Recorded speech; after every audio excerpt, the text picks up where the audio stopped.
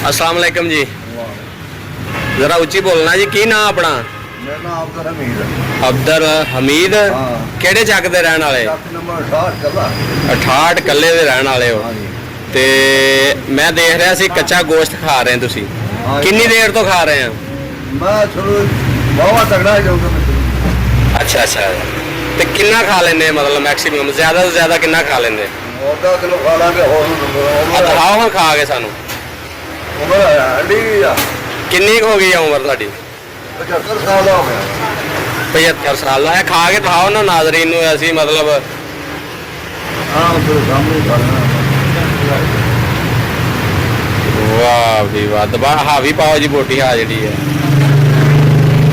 ਅੱਛਾ ਸਿਰਫ ਇਹ ਮੁਰਗੀ ਦਾ ਗੋਸ਼ਤ ਖਾ ਲੈਂਦੇ ਜਾਂ ਜਿਹੜਾ ਮਰਜ਼ੀ ਹੋਵੇ? ਕੱਟੇ ਦਾ ਵੀ ਹੋਵੇ, ਬੱਚੇ ਦਾ ਹੋਵੇ, ਬੱਕਰੇ ਦਾ ਹੋਵੇ।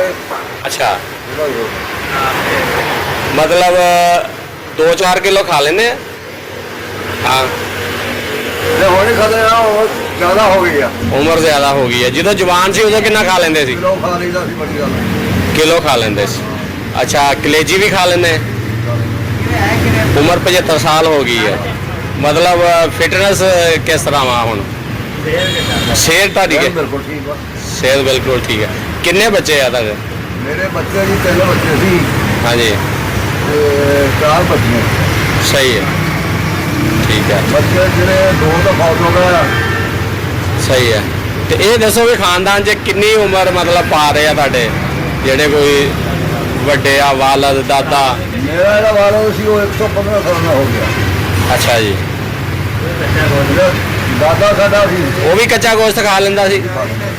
ਅੱਛਾ ਅੱਛਾ ਅੱਛਾ। ਅਸੀਂ ਕੁਰਬਾਨੀ ਜਦੋਂ ਲੱਗੇ ਨਾ ਭਾੜੂ ਕੋਈ ਹਾਂਜੀ ਅਸੀਂ ਆਪੇ ਲਾਉਣਾ ਤੇ ਆਪੇ ਮਰਜ਼ੀ ਨਾਲ ਖਾ ਲੈਂਦੇ। ਅੱਛਾ ਆਪ ਹੀ ਖਾ ਲੈਂਦੇ?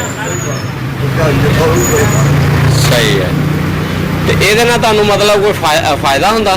ਫਾਇਦਾ ਵੀ ਆ। ਸਹੀ ਹੈ ਠੀਕ ਹੈ। ਮੈਨੂੰ ਅਲਰਜੀ ਸੀ, ਅਲਰਜੀ ਹਟ ਜਾਂਦੀ ਹੈ। ਐਲਰਜੀ ਹਟ ਜਾਂਦੀ ਹੈ। ਮਤਲਬ ਇਹ ਵੀ ਜਿੰਨੀ ਤਾਕਤ ਹੈ ਗੋਸ਼ਤ ਦੀ ਉਹ ਸਾਰੀ ਤੁਸੀਂ ਮਤਲਬ ਤੁਹਾਡਾ ਕਹਿਣ ਦਾ ਵੀ ਪਕਾਉਣ ਦੇ ਨਾਲ ਘਟ ਜਾਂਦੀ ਉਹਦੀ ਤਾਕਤ। ਅਗਰ ਕੱਚਾ ਖਾਓ ਤਾਂ ਜ਼ਿਆਦਾ ਮਤਲਬ ਕੱਚੇ ਦੀ ਤਾਕਤ ਜ਼ਿਆਦਾ ਆ, ਪੱਕੇ ਦੀ ਘੱਟ। ਸਹੀ ਹੈ।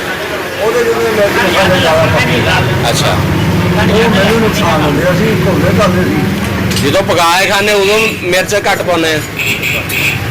ਸਹੀ ਹੈ। ਹਾਂ ਚੱਲਿਆ ਮੈਂ।